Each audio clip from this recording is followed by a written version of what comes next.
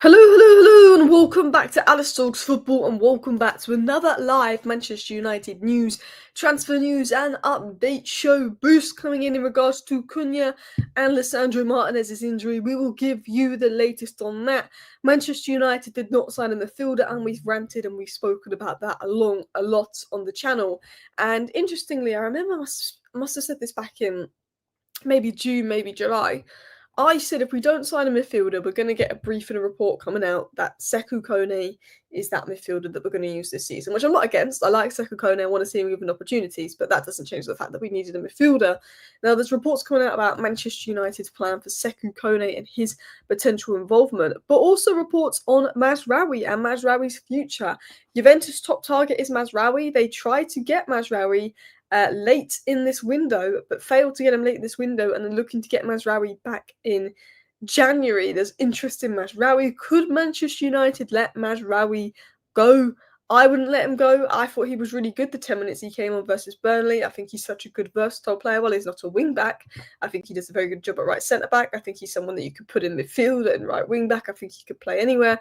I think he's such a good versatile player that even if he doesn't fully suit Amarin's system, I would not let go of Mazraoui. So yeah, we're going to get into all the news, all the stories as well.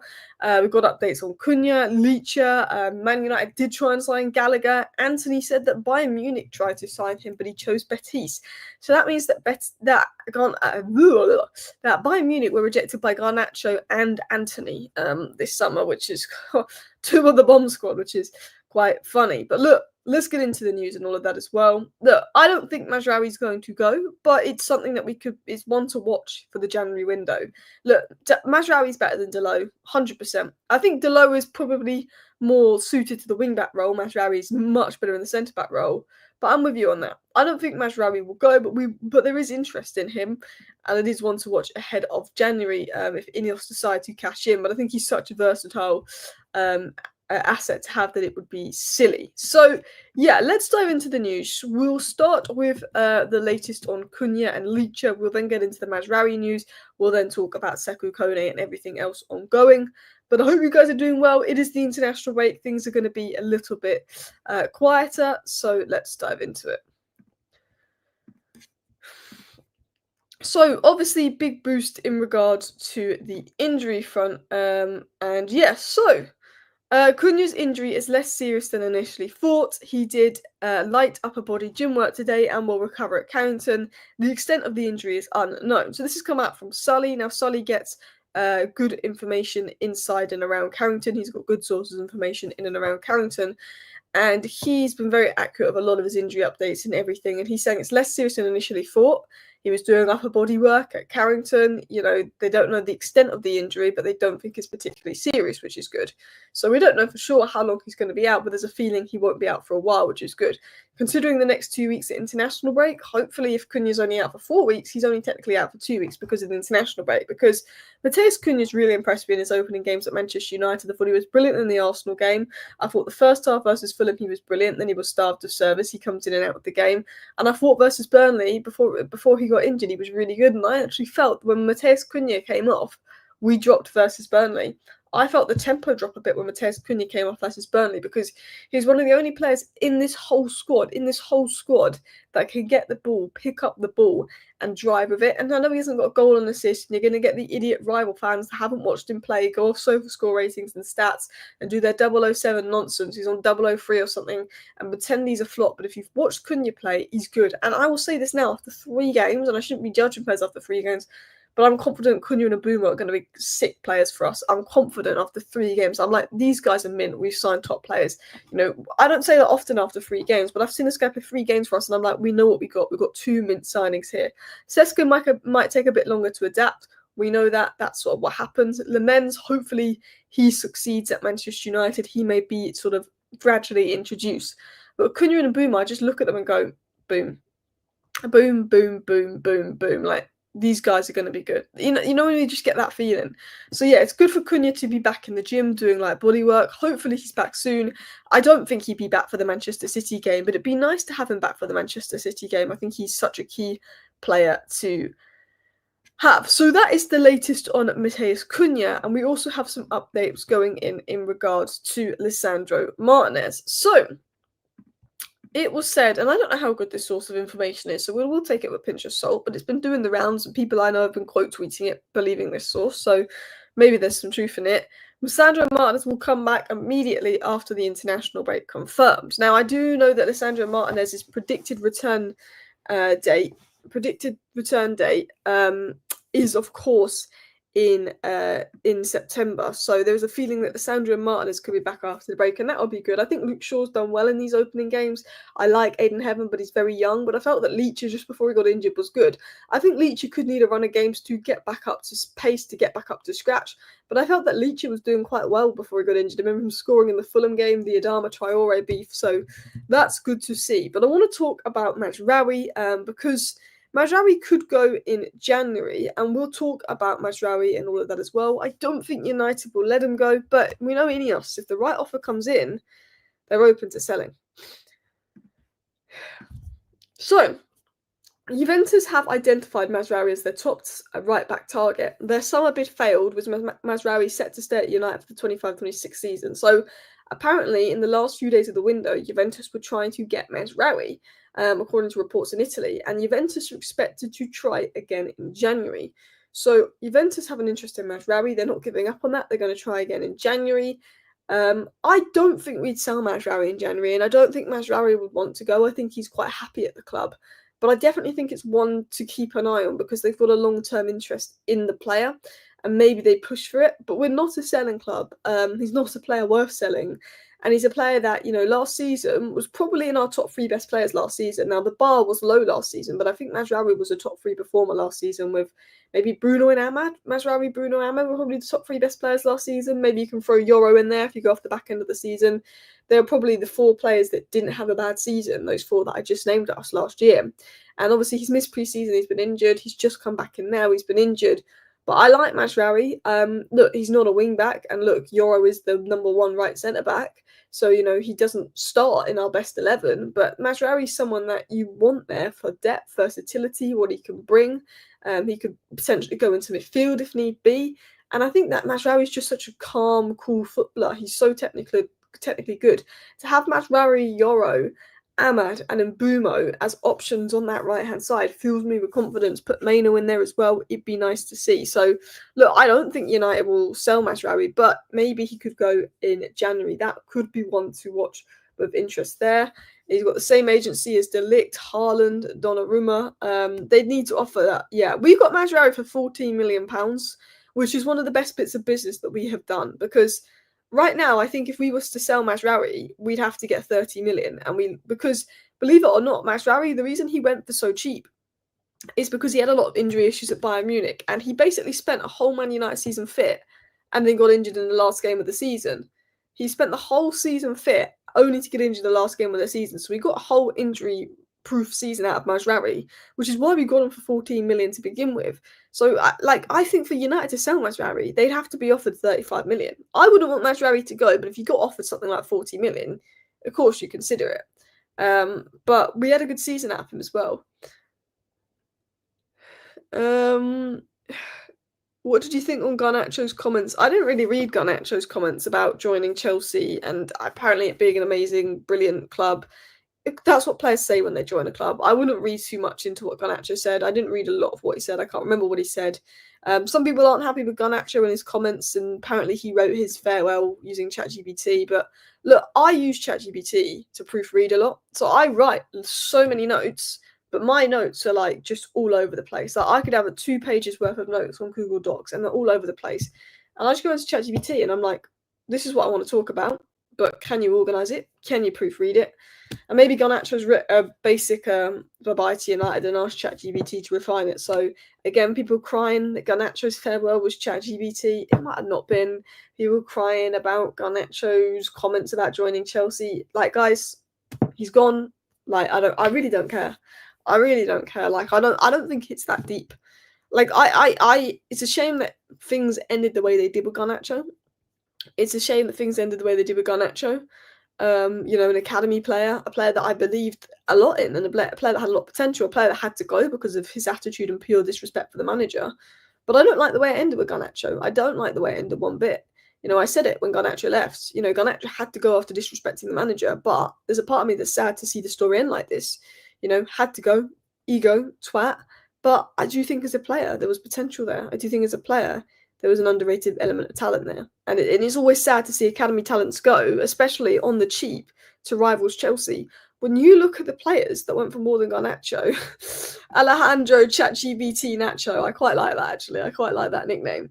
When you look at the players that went for less than Garnacho, it's crazy. Let me look. Actually, should we look at that? Summer 2025 biggest transfers. Should we look at Transfermarkt and see who's gone for more than Garnacho this window? Let me see. Summer 2025 transfers. Let's actually have a look at the transfer review. No, I don't want this bloody. I don't want. Stop giving me adverts. Stop giving me adverts. Transfermarkt transfers. Why is it giving me adverts? Okay, latest transfers. This is what. No. I'm just trying to see if there's an overview of transfers. Premier League transfers. Okay. Premier League transfers from this season. Who's gone for more than Garnacho? Here we go. Subamende and Eze and Gyökeres and Madueke all went for more than Garnacho. Obviously, Madueke going for more than Garnacho is a joke. The other ones, of course, all have more than Garnacho. If you look at that. Villa didn't sign anyone for more than Garnacho's price. Jacob Ramsey went for more than Garnacho, which is actually crazy when you think about it, that Jacob Ramsey went for more than Garnacho. Ouattara went for more than Garnacho, which again is crazy. Vissa with 1 year left on his deal at 29 went for more than Garnacho. Now this is a better player, but you've got to look at that aspect of things as well. Let me see.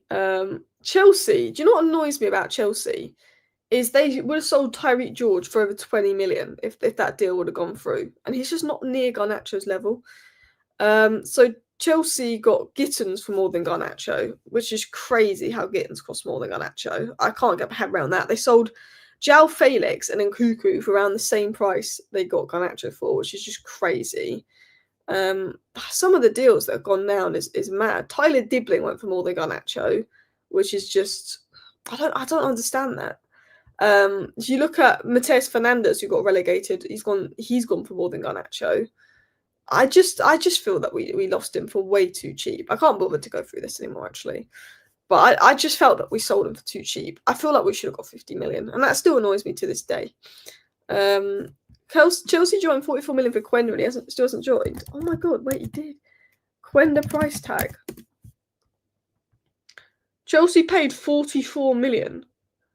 There's no way Kenda is worth more than Garnacho. There's actually no way. That's rattled me a little bit. That's rattled me. He got 3 goals in 54 games last season, Kenda. 3 goals in 54 games, and he didn't play wing-back last season. He played on the wing. Chelsea spent 44 million on a guy that got 3 goals in 54 games in Portugal that played on the wing last season because Amarin left, but 40 million on Garnacho. That's criminal. The club needs to be better at selling, 100%. I want to talk about Sakou Kone. I want to talk about other stuff. Look, we got mugged off, but also it's good to be rid of Garnacho now, and I agree with that. I agree with that. But let's talk about more. The latest on Mount and Cunha's injury. Haven't got an update on Mount, but we have an update on Cunha, and it's believed to not be super serious. We don't know the extent, but not as serious as first worried. Kenda Rice tags and stain compared to Garnacho, but is he 4 years younger? Kenda age, I think he's 18. He's 18, and Garnacho I think turned 21 the other week. So there's about 2.5 years difference because he'll be 19 before Garnacho's 22. 2.5 years difference. but he is younger, of course. Just join us on the Taylor Garnacho. Yeah, we need to stop ranting about Garnacho on this channel. But let's talk about it. Of course, we were driving out Garnacho, but it's annoying how Chelsea got a decent money for their bomb squad and we didn't. But let's talk about Sekou Kone, because we obviously have a very talented player in our youth ranks in Sekou Kone. Now, I knew if we weren't going to sign a midfielder, we were going to be told that Sekou Kone is that midfielder. And, like, don't get me wrong, I said in May, or June, sorry, when there was rumours of Sekou Kone going out on loan, I said we can't loan out Sekou Kone unless we sign a midfielder, because we might need him. And we didn't sign a midfielder, and we may need him. And he had a horrible injury, but he's recovering from that injury and is expected to be back soon. I think it's something to do with his eye socket. A horrible injury which got a game called off, but he's expected to be back soon. But Steve Ralston, who's got very good sources and connections to the academy, said there is a belief that Sekou Kone could have a first-team impact before the end of the season, and staff believe he could eventually contribute. Now, the expectation is that Sekou Kone probably won't play until the second half of the season, but could start to be involved in a few first-team training sessions and could be integrated in the second half of the season when maybe injuries occur, when there's maybe an FA Cup opportunity, unless we get knocked out to a League Two team in the first round of the FA Cup and he doesn't get that opportunity. As a feeling Sekou Kone could get some involvement. Now, the one thing I was most disappointed about in pre-season was that Sekou Kone didn't get a minute on the pitch. Like, we saw other academy players get 15, 20 minutes, and for me, they've got less future at the club than Sekou Kone. But Sekou Kone didn't even get 15 minutes, and that annoyed me because I felt in the Hong Kong post-season tour, he was really good. I felt that his cameos were probably the most impressive out of all the players in the Hong Kong post-season tour, and I actually felt that maybe he deserved a bit of a chance in pre-season. Now, he's young, he's raw. I don't think we should be expecting Sekou Kone to come in and be prime Rodri. We've got to have realistic expectations. He might come in and we might just go, you know what, he's not ready yet, and that's absolutely fine at his age. But the profile of player, how he's quite comfortable receiving the ball, how he's quite comfortable covering ground, I think he could suit Amarin's system. I think there's a player that I want to see given an opportunity to. You know, I think there's a good player there for the future. So yeah, he's recovering from his injury. Apparently he might be playing in a behind closed doors friendly in his first game back next week to get him back to fitness. But he's a player that I like. And Steve Ralston isn't the only person to speak about Sekou Kone. Rich Fay also did. Rich Fay said that Sekou Kone is now the 6th choice midfielder at first team level, possibly 5th because Mount is better in attacking role. I think Mount's only going to play an attacking role. So for me, Sekou Kone is the 5th choice midfielder, and he could debut later in the season. Now, Mount, I think, is always going to play further up. There is talk of could he play Mount deeper. It'd be interesting to see and have Bruno further up because Bruno's our best creator. The thing is, with Mount's pressing is really good, but Bruno's final ball is better than Mount, so I get why maybe you would want to try swapping Bruno and Mount. I personally wouldn't. I think he likes Bruno's ability to recycle the ball. But Sekou Kone, for me, that is basically the 5th choice midfielder. I think he could make a debut this season. I think he could get opportunities. I don't think we can expect him to come in and be the saviour. But remember Maino came in for his debut versus Everton, and he was just so good that then Maino just became undroppable for us. You know, if Sekou Kone can have that kind of impact where Casemiro and Agate can't get a sniff because Sekou Kone is so good and he's the guy to partner Bruno or Maino, happy days. Happy days. That would be great because you know what? If he can have a Maino-esque impact, that would be brilliant. But look, Maino was a 1 in a million, the impact he had in that season. It's very rare for young players to come in and do that. But I would like to see Sekou Kone have an opportunity just to see a little bit about what the guy's about and stuff. 100%. We've got 4 good midfielders, though. Agate's fallen off. Fernandez is not a 10 in my book. He plays in the pivot well with Casemiro. Certainly plays better than Agate and Maino. I think Casemiro and Bruno is our best pivot. But where they struggle is physical games. When you dominate possession and when you're coming up against a lesser side, that's a really good pivot. But I think when you come up against a stronger side that's quite physically strong, that can outrun you and outwork you, that's the issue because of the lack of physicality in there. That's why I'd almost prefer Agate in that sense. I don't think Agate is this awful player. Agate is a liability. Agate, when pressed, is a liability. But if we're playing in a game where they're not going to press the midfield, Agate would be very good. if you're playing in a game where they're going to sit off you, not press the midfield, or you're playing in a game where you're not going to have a lot of possession and you need someone to win the possession back, Agate is a good option to have. Now, if Agate was a 25-30 million signing, as a squad option, it's a good signing. But because we spent nearly 50 million on Agate, we want him to be that guy, and he's not quite that guy. But we saw it under Van Nistelrooy, we saw it in November to about November, December, January time. Agate was one of our best players over that period, and he was key in the big games. And I think in the big games, there's a role for Agate. It's not Agate's rubbish, he can't play any games. It's Agate is a liability. He's not a player I want to see in this game, this game, this game, and this game. But I'd quite like to see him in this game and this game. And look, when you spend that kind of money on a player, you want to be able to say, I want to see them in every game.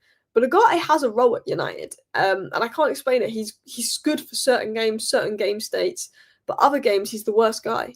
There's some games where the last person you'd want on a pitch is Agate, with just how he can be pressed. And there's other games where, to be honest, he's maybe the first or second player you want on the pitch. He's one of those guys, and his limitations on the ball will let him down, but he does bring a lot off the ball, a lot of energy, and that will help in certain games this season, and it's an asset to have. But yeah, he's fallen off. He's limited. I think that's a way to describe him. He's limited. There's a player that can do some good stuff and be good in certain games, but not all. Yeah. I believe Maynard's been seen as a deep line playmaker, but as a box to box. But if as a box to box or as a ball winner, it's better. Not quite sure what you mean by that, but if what you're saying is Mayno's good, but he needs a ball winner next to him, I agree with you. I think Mayno is good. I think with our build-up issues centrally, I think that Mayno solves a lot of issues that we're having that maybe Amrin hasn't realised yet, that Amrin's going to have to realise this season or we're in big trouble. Build-up, overloads in midfield. Amrin's got to adapt. He's got to realise that we've got some problems in certain areas, particularly central build-up and bypassing on midfield and not utilising on midfield, which is making us predictable to defend events because we're always going out wide. And I think Mayno offers some very good solutions and very good answers to a lot of that. But to get the best out of Mayno, he needs a ball winner next to him. And Agate is a ball winner, but the problem with Agate is he loses the ball. He's a ball winner and he'll give it away. And that's not what we want. Agate lacks confidence. The game against Everton, he was giving the ball away, was at fault for Everton scoring. I agree. I don't think Agate is as bad as he's been this season. He just lacks confidence. And Agate did an interview basically saying, I'm not at my best and I want to work hard to get back to my best. He just lacks the confidence, and I agree. I don't think he's the guy that you want to start week in, week out, but I don't think he's as bad as he's been playing. There's a role there. Look, I think it wasn't the signing that we needed to do, but yeah. Manchester United have some really good talent in their academy. I don't think it's worth spending 120 million on Baleba if we could adapt our own players. It's not necessarily that. It's look, if you can get Baleba for 80 million, you go and do it because we just don't know how, if our academy players are going to be able to do what they're doing in the academy at first team level. But I agree. Sekou Kone's an unbelievable talent. And I think there's a guy there that potentially, if he gets an opportunity, could save us a lot of money. To say that we don't need Baleba because we've got Sekou Kone, who's never played first team football, I think is a little bit optimistic. And, we haven't seen him play first team football.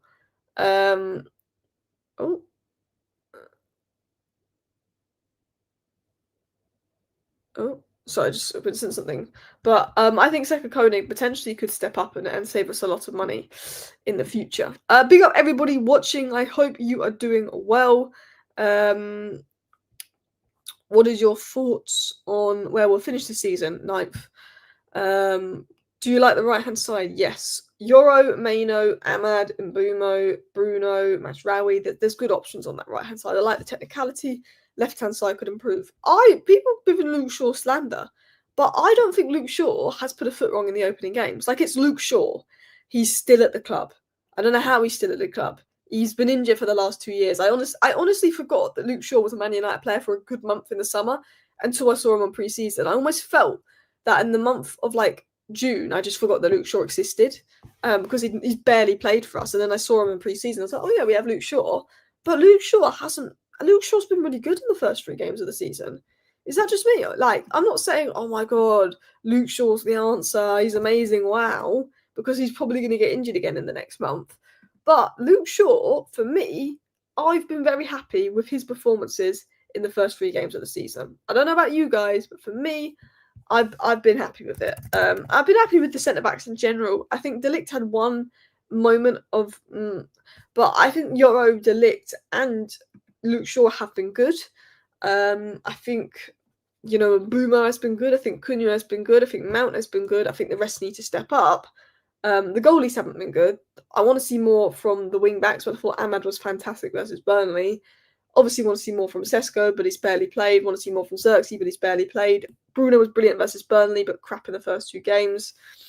Look, Lucha, you could potentially try and DM. What I'd be interested in seeing is we almost having a midfield 2 of Bruno and Maino, which people are saying that's crazy. But Leacher plays left centre back, but out of possession goes into that DM position, and we switch to a back 4 out of possession, and it's adaptable. Potentially, you could try something like that, or you could try Casemiro, central centre back, stepping up. You could try Aiden Heaven, left centre back, or central centre back, stepping up, because Aiden Heaven used to play in midfield. I feel like there's some things I'd quite like to see Manchester United try and error with. It might not work. It might be one of the worst and most awful things we do. But I'd like to see Manchester United do a little bit of trial and error with maybe stepping and putting a midfielder, stepping and putting a defender into midfield. I think it would be interesting. Martinez can play alongside Bruno and Casemiro, the centre-back option. It could potentially work. It's one of those where I'm not confident it's an answer, but it'd be interesting to see it trialled out. How stupid you are to play Leach as a DM. He's so injury prone in the most physical role. I'm not saying play Leach as a DM. I'm saying you could potentially have Leacher starting as left centre back, but out of possession, in possession, he could invert and come into central areas to help with build up. It's like, I can't explain what I'm trying to say, but the central centre back steps up in Amarin's system to build out, and we're struggling with central build up. Maybe Lisandro Martinez is a centre back, but takes on a DM role and build up, and we've seen it happen.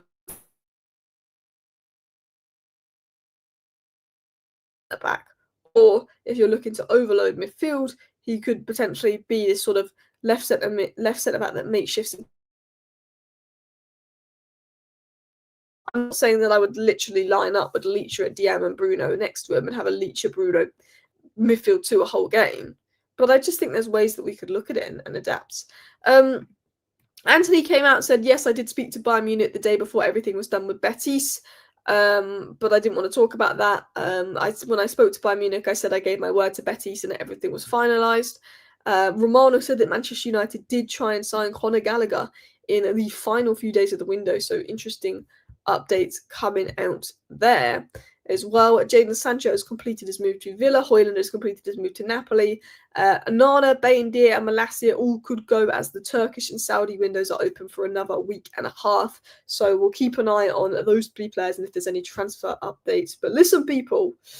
Was reported yesterday that Amarin and Onana had some kind of falling out. Amarin was not happy with the shape Onana was when he came back in. I have not seen that report, by the way. I know there's a lot of speculation and rumours, and we know that Amarin's not happy with Onana about certain things, but I've actually not seen those reports. But I was just going to say that I am going to wrap up the show here, by the way. I was just going to check if there's any more news. But before I wrap up today's show, obviously big up to everybody for watching. I'm going to go redirect you over to Never a Foul, because they will be doing a panel show with lots of people on that support lots of different clubs, talking about a lot of news in the world of football. So I will do a little redirect over to Never a Foul now. So go give them a raid. Their stream will probably start in the next 5 minutes. Big up everybody. Malacia, no news, but the window's open for another week. He's probably going to go to Turkey or Saudi. Thank you for watching. Bye.